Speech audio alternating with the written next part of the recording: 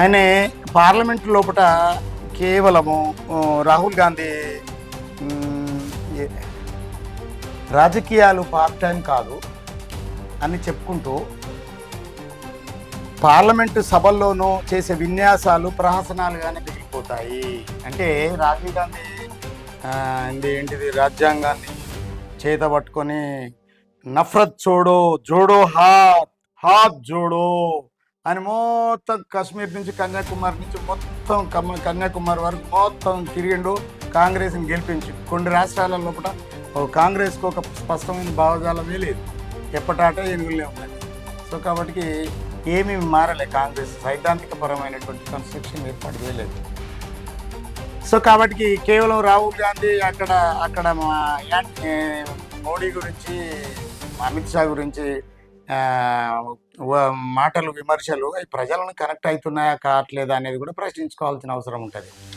So అట్లా ideological ideology పరమైనటువంటి నిర్మాణం తెచ్చుకోవాలి కాంగ్రెస్ పార్టీ అని చెప్పే ముందు కొన్ని జోకులతో కూడుకున్నటువంటి సందర్భాలను కూడా ఆయన చెప్పిండు అనమాట. చెప్పుకుంటా ఈ కాంగ్రెస్ వాళ్ళ పరిస్థితి ఏంటిది అనేది కూడా చెప్పిండు. భవిష్యత్తులో కాంగ్రెస్కు దాదాపు మ్యాక్సిమం 75% కాంగ్రెస్కి ఆ దమ్ము లేదండి అని చెప్పినటువంటి సందర్భాన్ని కొన్ని నేను గుర్తు చేస్తూ ఉంటాను ఈ వీడియోతో ద్వారా. సో చూడండి, స్కిప్ చేయకుండా తొలి సమయాన్ని లైక్ షేర్ కామెంట్ చేస్తారని భావిస్తాం. తొలి సమయం ఇక్కడ ఏమన్నాడు అంటే,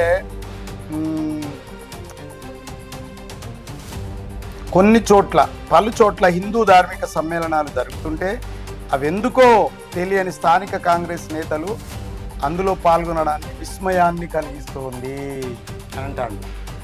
అంటే కొంచెం లోతుగా ఆలోచిస్తే అర్థమవుతుంది. వాళ్ళు జై శ్రీరామ్ బజరంగ దళ్ అనేటి కొన్ని చేస్తారు, సాధులు సంతులతోటి కొన్ని సమ్మేళనాలు చేస్తూ ఉంటారు. సమ్మేళనాలు చేస్తున్నప్పుడు మొత్తం హిందువులందరూ కూడా ఒక కాడ సమ్మేళనాలు చేసినప్పుడు అక్కడ వీళ్ళందరూ పోయి కలుస్తూ ఉంటారు. కాంగ్రెస్ ఎమ్మెల్యేలు ఎంపీలందరూ కూడా దాంట్లో కలుస్తారు అన్నమాట.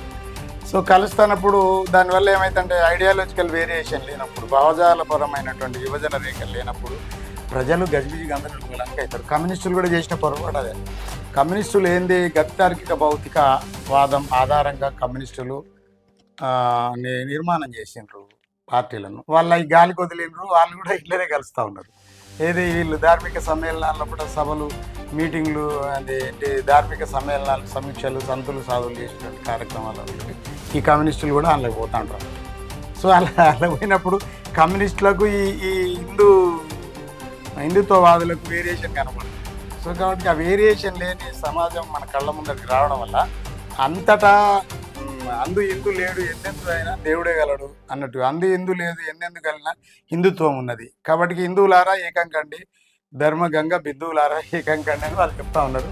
హిందూ సామ్రాజ్యాన్ని ఏర్పాటు చేసే పరిస్థితి, మన దేశంలో ఒకే దేశం ఒకే ప్రజ ఒకే చట్టం అనేటువంటి నినాదాన్ని ముందుకు తీసుకొచ్చిన క్రమంలో వాళ్ళు మెల్లగా ఎంత బలోపేతమైనరు అనేది చెప్తా ఉన్నారు. సో అట్లా కమ్యూనిస్టులకి ఇట్లా వేరియేషన్ చెప్తా అంటే చూసేటువంటి వ్యాసం ఇది ఫలించిన బెంగాల్ నిరీక్షణ. ప్రజల లోపల మాది ఈ ఐడియాలజీ మాది అనేటువంటి భావన ప్రజల్లో, ఆ కన్ఫ్యూషన్ లోపల యాంటీ బీజేపీ అంటే యాంటీ హిందుత్వవాద కార్డ్స్ అన్నీ కూడా ఆ స్పష్టతను కోల్పోయినాయి. మెల్లమెల్లగా స్వతంత్రం వచ్చినప్పటి నుంచి ఇప్పటి నుంచి వరకు కూడా 2 సీట్లు ఉన్నటువంటి బీజేపీ అలా భారతదేశాన్ని మొత్తం చుట్టేసింది.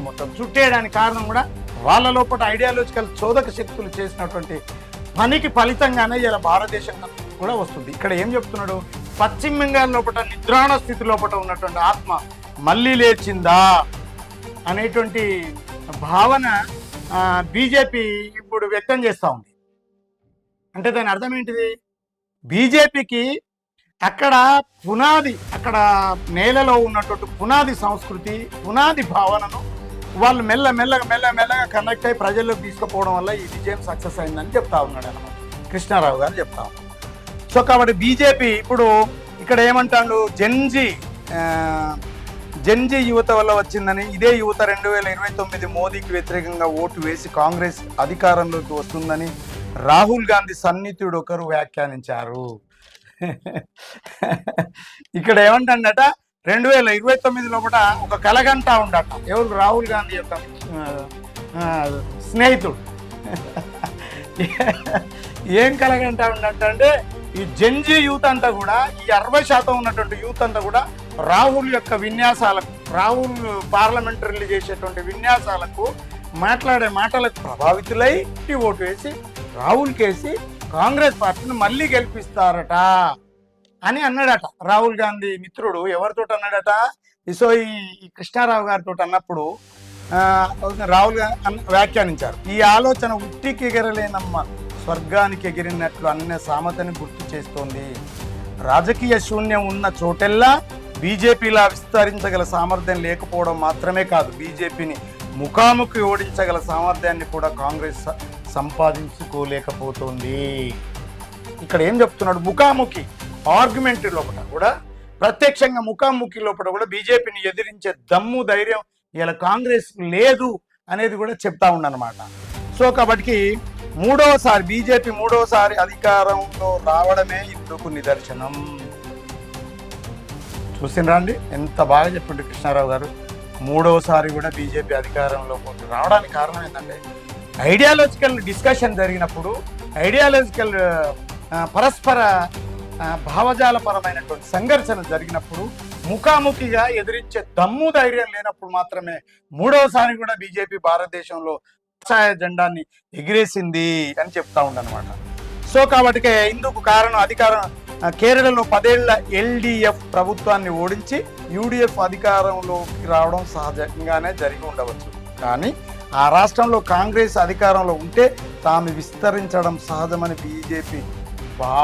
బీజేపీ నేతలు భావిస్తున్న విషయాన్ని కూడా విస్మరించరాదు. అంటే జనరల్గా మేధావులు విశ్లేషణ చేస్తున్నప్పుడు ఆర్డినరీ వ్యక్తులకు అర్థం కాని రేంజ్లో చెప్తా ఉంటారు అనమాట. వాళ్ళు మేధావులు చెప్పే విశ్లేషణలు ఏమంటాడు? ఇప్పుడు UDF వచ్చింది కదా, కేరళలో UDF వచ్చింది కదా, ఇప్పుడు కాంగ్రెస్ బలమైంది కదా, అయినప్పటికీ కూడా కాంగ్రెస్ పార్టీని నిలువరించి, కాంగ్రెస్ పార్టీ ఉన్నప్పటికీ కూడా కేరళ లోపల ఎంటర్ అయ్యి తమ భావనను, తన ఐడియాలజీని విస్తృతపరచడానికి ఏమాత్రం కూడా జంకు బొంకు ఏది లేకుండా స్వేచ్ఛగా వాళ్ళ నిర్మాణాన్ని చేస్తారు అనడాన్ని భావిస్తున్న బీజేపీ చేస్తుంది అనేటువంటి భావనను విస్మరించరాదు.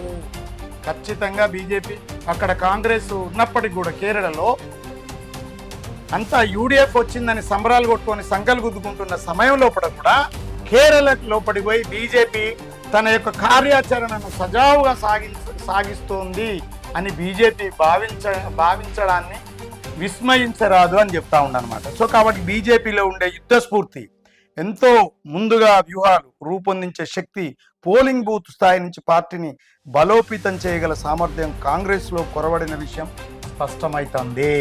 సో ఇక్కడ చెప్తాను చూడండి, వాళ్ళది ఏం చెప్తాను, వాళ్ళ ఒకటి ఇక్కడ బీజేపీది డిస్ట్రిబ్యూటెడ్ పవర్ అంటారు దీన్నే. బీజేపీది డిస్ట్రిబ్యూటెడ్ పవర్. బీజేపీ కాంగ్రెస్లో లేదు అనడానికి ఒక కంక్లూషన్ చెప్తా ఉండు. బీజేపీలో యుద్ధ స్ఫూర్తి ఉందంటాడు. ఎంతో ముందుగా వ్యూహాలు రూపొందించే శక్తి ఉందంటున్నాడు కృష్ణారావు గారు. పోలింగ్ బూత్ స్థాయి నుంచి పార్టీని బలోపేతం చేయగల సామర్థ్యము కాంగ్రెస్లో కొరవడిన విషయం స్పష్టంగా చెప్తా ఉన్నాడు. బీజేపీకిను కాంగ్రెస్కు ఉన్నటువంటి కమిట్మెంట్ గురించి చెప్తూ వాళ్ళు ఎట్లా స్ట్రాంగ్గా అయ్యారు, ఏది కొరవడింది కాంగ్రెస్లో అనేది చెప్తా ఉన్నాడు. 5 రాష్ట్రాల ఎన్నికలు జరుగుతుండగా మహిళా రిజర్వేషన్ డిలిమిటేషన్ పేరిట దేశం దృష్టి మళ్లించి పెద్ద ఎత్తున మహిళలను తమ వైపు తిప్పుకునేందుకు యత్నాలు చేసింది. సో వాళ్ళ టార్గెట్ కూడా ఉంటుందండి. డిలిమిటేషన్, మహిళా రిజర్వేషన్ ఒక అంశాన్ని తీసుకొచ్చినప్పుడు మొత్తం ఉన్నటువంటి యాంటీ బీజేపీ, యాంటీ హిందుత్వవాదులందరూ కూడా ఒక పొగ లేపుతారు, ఒక మంటలు లేపుతారని వాళ్ళకి తెలిసినప్పటికీ కూడా వాళ్ళ ఒక అంశాన్ని బీజేపీ వైపు, మహిళా లోకాన్ని అంతా కూడా దృష్టి వాళ్ళ వైపు మళ్లించుకొని బీజేపీ ఏం చేయబోతుంది అనేటువంటి ఒక ఆకర్షణ బలాన్ని మాత్రం చేసుకోగలిగారు అని చెప్తా ఉండనమాట. మహిళలు తమ వైపు తిప్పుకునేందుకు యత్నాలు చేసింది. ఇదే సమయంలో పంజాబ్ ఎన్నికలను దృష్టిలో ఉంచుకొని ఎంపీలను లోవర్చుకుంది.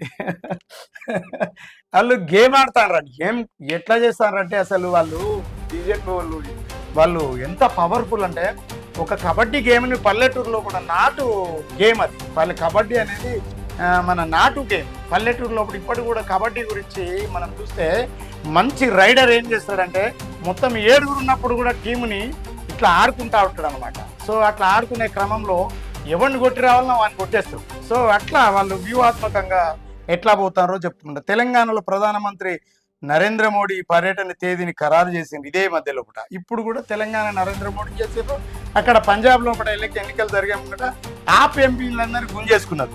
సో చాప కింద రాష్ట్రంలో ఇప్పుడు తెలంగాణ లోపల చాప కింద నీరు గ్రామ స్థాయి నుంచి బూత్ స్థాయి కమిటీల నియామకం, సదస్సుల నిర్వహణ ఎప్పుడో ప్రారంభమైంది. సో ఇప్పుడు తెలంగాణకు కూడా వేసారు ఇక చాప కింద నీరు లోపల ప్రతి గ్రామ స్థాయి నుంచి బూత్ స్థాయి వరకు కూడా సో ఒక స్ట్రాంగ్ కమిటీని ఏర్పరచుకున్నాడు. స్టార్ట్ అయింది తెలంగాణ. పలు చోట్ల హిందూ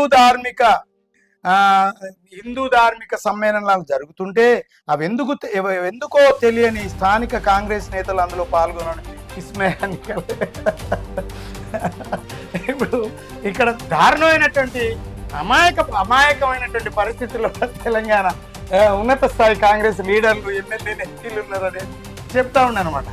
వాళ్ళు హిందుత్వ ధార్మిక సమ్మేళనాలు జరుగుతుంటే తెలంగాణ లోపల తెలుగు రాష్ట్రాల్లో ఒకటి ఉండే కాంగ్రెస్ శ్రేణులు ఎమ్మెల్యేలు ఎంపీలు ఉన్నత స్థాయి క్యాడర్ కూడా ఆ హిందుత్వ సమ్మేళనాల లోపల ఆ సమ్మేళనాలు ఎందుకో తెలియని అయోమయ దారుణమైనటువంటి అమాయక పరిస్థితుల్లో ఉండడం ఆసక్తిని రేపుతుంది అని అంటా ఉన్నారు కృష్ణారావు గారు. చూడండి వాళ్ళు వేసే ప్రతి అడుగు దాంట్లో ఈ కాంగ్రెస్ ఎమ్మెల్యేలు పోయి దాంట్లో కూకుంటారు. వాళ్ళ వేద మంత్రాలు చదివినప్పుడు వాళ్ళకి సంబంధించిన తర్వాత సంతులు సాధులు వచ్చినప్పుడు వాళ్ళ సమ్మేళనాలు జరుగుతూ ఉంటాయి. కాంగ్రెస్ వాళ్ళు కూడా పోయి అట్లా కూకున్నప్పుడు ఏ కాంగ్రెస్ ఏం దిక్కేవాడండి, ఇంకెవడు దిక్కు. సో అట్లా జరుగుతుంది. సో రాజకీయాలు ఇప్పుడు ఏం చెప్తా ఉండంటే మిస్టర్ కాంగ్రెస్ మిత్రులారా మీరు వినండి, మీరు రాజకీయాలు చేస్తున్నప్పుడు నేను కొన్ని సలహాలు ఇస్తా వినండి, మీరు ఎట్లా చేయాలనేది చెప్తా ఉండు కృష్ణారావు గారు. ఏం చెప్తా ఉండు, రాజకీయాలు పార్ట్ టైం వ్యాపకాలు కావు. పార్ట్ టైం చేయడం కాదండి. ఇప్పుడు ఒకడు ఉంటాడండి ఇక్కడ మన కాడ ఒక పెద్ద ఫ్యూడలిస్ట్ ఉంటాడు, పెద్ద వానికి 100 ఎకరాల పొలం ఉంటుంది, వాని సంతతి అంతా కూడా జర్మన్ జపాన్ దేశాల్లో ఒకటి ఉంటాడు. సో వీడు ఇక్కడ ఏం చేస్తాడు, వానికి టికెట్ ఇస్తాడు. వానికి టికెట్ ఇచ్చి వీడు 18వ తారీఖు కొడుకొస్తాడు లేవా టికెట్ అయితే వాందే, కానీ ఈ లోపల మనం అందరినీ సెట్ చేసి పెడదాం పట్టు అంటాడు. ఇది పార్ట్ టైం రాజకీయాలు అంటే, పార్ట్ టైం రాజకీయాలు అంటే. సో రాజకీయాలు అనేది పార్ట్ టైం కావు అనేది చెప్తా ఉన్నాను అనమాట. సో కాబట్టి బీజేపీ పైన మోదీ పైన ఎన్ని విమర్శలైనా గుప్పించవచ్చు కవి, అవి జనాన్ని ప్రభావితం చేయగలుగుతున్నాయా? ఈ ద్వయం ఉన్నది కదా బీజేపీ మోడీని ఐసా పైసా హిందుత్వవాదులు ఫ్యాసిజం ఆయుధం ఈజం అని మనం ముచ్చట్లు చెప్తా ఉన్నాం. వస్తే ప్రమాదం వస్తుంది, మొత్తం హిందూయిజం వస్తుంది, నరికేసుకుంటారు, కొట్టేసుకుంటారు, చంపేసుకుంటారు, మొత్తం దోపిడీ జరుగుతుందో విపత్తు వస్తుంది, ఉపద్రవం వస్తుందని చెప్తా ఉన్నారు. అవన్నీ ప్రభావితం చేయగలుగుతున్నాయా జనాన్ని అనే ప్రశ్న కూడా వేసుకోవాలి బాబు మిత్రులారా. మీరందరూ ఓ యాంటీ బీజేపీ ఇస్టులారా, ఓ యాంటీ హిందూయిస్టులారా, ఓ సెక్యులరిస్టులారా, మీరందరూ చేసేటువంటి వాళ్ళ పైన చేసే ప్రచారాలు ప్రజలను ప్రభావితం చేయగలుగుతున్నాయి. ఒకసారి ఆత్మ పరీక్షలు చేసుకోండి అని అంటా ఉండనమాట. సో బీజేపీని ఎదుర్కోగల బలమైన పార్టీ యంత్రాంగాన్ని అహర్నిశలు పనిచేయగల క్యాడర్ను చేనిస్తారా అండి? కమ్యూనిస్టు పార్టీలు చేనిస్తా బలమైనటువంటి క్యాడర్ను ఆవిష్కరణ చేసుకోండి అంటాడు. బలమైన నాయకులను తయారు చేసుకోండి అంటాడు. కొత్త వ్యక్తులకు శోధక శక్తులకు అవకాశం ఇవ్వమని అని అంటాడు. సో ఇట్లా బలమైనటువంటి క్యాడర్ని ఏర్పరచుకుంటే ఎప్పుడు కుటుంబంలో ఒక్కడు ముఖ్యమంత్రి అయితే వాని కొడుకు కేటీఆర్ ముఖ్యమంత్రి కావాలి, వాని అల్లుడు ఆర్థిక మంత్రి కావాలి, వాని బిడ్డ ఇంకో పార్టీ పెట్టాలి, ఆ పార్టీ ఈ పార్టీ పెట్టి ఇద్దరు ఒకటి కావాలి, ఎక్కడనో 3 బజార్ల కన్నో ఎక్కడనో ఎన్నో కాడ ఏనో మళ్ళీ అటు గల్తీ చేసి అధికారాన్ని మళ్ళీ గడిలో గట్టేసుకోవాలి. సో ఇట్లా జరగొద్దు. అధికారం అంటే పార్ట్ టైం కాదు, బలమైనటువంటి క్యాడర్ను కూడగట్టుకోవాలి, యంత్రాంగాన్ని ఏర్పాటు చేసుకోవాలి, ఆర్నిశలు పనిచేయగల సైద్ధాంతిక భావనలు, ఇట్లా ప్రజల్లోకి ప్రవేశించగల సైద్ధాంతిక భావనలు. విన్నారా? ఆర్ఎస్ఎస్, సంఘ్ పరివార్, దానికి అనుబంధం అయినటువంటి అనేకమైనటువంటి హిందుత్వ తర్వాత ధార్మిక యూనిట్లు పనిచేస్తాను, 100లాది యూనిట్స్ పనిచేస్తూ ఉన్నాయి వాళ్ళలో. మనమేం పనిచేస్తా ఉన్నాం? వాస్తవాలని స్పష్టంగా ఒప్పుకునేటువంటి అధమ స్థాయిలో ఉంటే రాజకీయాలు కాంగ్రెస్ పార్టీని మన బీజేపీ పార్టీని నిరూపించలేదు. సో కాబట్టి ఇట్లా అదే ప్రజల్లోకి ప్రవేశించగల సైద్ధాంతిక భావనలను సృష్టించకపోతే ప్రజల్లోకి ఎవరు తీసుకుపోవాలి? ఇప్పుడు కమ్యూనిస్టు, ఇప్పుడు క్రిస్టియన్స్ ఉంటారు, వాళ్ళ పాస్టర్స్ని తీసుకుపోతారు. యేసు రక్తం శరీరంలోనే ప్రవహింపజేస్తారు. నీలో ఏదైనా వ్యాధి వచ్చింది, యేసు రక్తం వచ్చింది శరీరంలోకి వచ్చింది అంటాడు. పోయింది వ్యాధి పోయింది అంటాడు. అంటే వ్యాధి పోయిందా వచ్చిందనే భావన కలిగింపజేస్తారు. అంటే ఆ మాటల అట్లా ఆ భావనలు తీసుకుపోగలరు. వారి భావనలను వాళ్ళ యొక్క సైద్ధాంతిక భావజాలాన్ని ప్రజల్లోకి తీసుకుపోయేటువంటి క్యాడర్ని తయారు చేసుకున్నారు వాళ్ళు, బీజేపీ వాళ్ళు.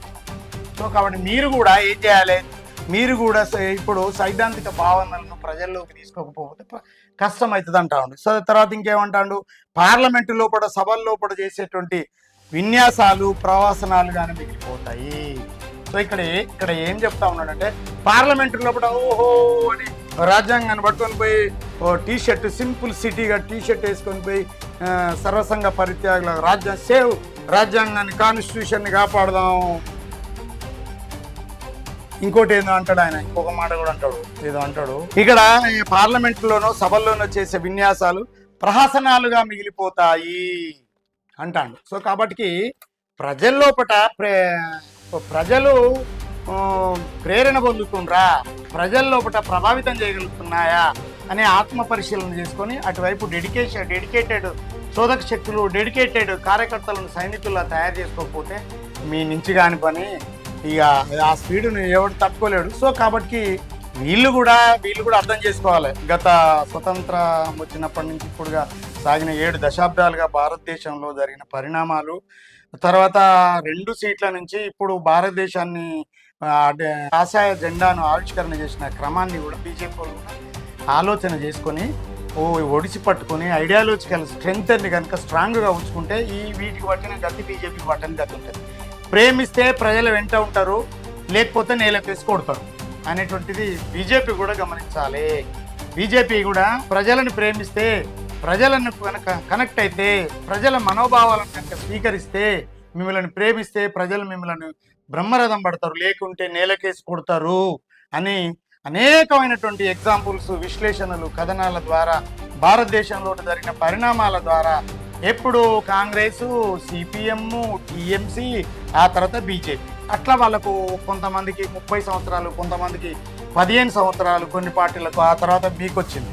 ఇది గుర్తించుకొని ప్రజలతోటే పూర్తి స్థాయిలో మీరు ఏదైతే ఐడియాలజీని ప్రజల్లో ఇంప్లిమెంట్ చేస్తున్నారో అట్లా ప్రజలను రాజకీయంగా, ఆర్థికంగా, సామాజికంగా, సాంస్కృతికంగా బలోపేతం చేసి ప్రజల పక్షాన బీజేపీ నిలబడుతుందని భావిస్తోంది తొలి సమయం. సో కాబట్టి కృష్ణారావు గారి కథనాన్నే నేను వివరించే ప్రయత్నం చేసిన. చూస్తూనే ఉండండి మిత్రులారా. సో ఇవాళ జాతీయ రాజకీయాల గురించి చెప్పిన. సో ఈ వీడియోని స్కిప్ చేయకుండా లైక్, కమెంట్, షేర్ చేసి సో తొలి సమయాన్ని బలోపేతం చేస్తారని భావిస్తుంది. చూస్తూనే ఉండండి. తొలి సమయం వాస్తవమే, గమ్యం గమనం.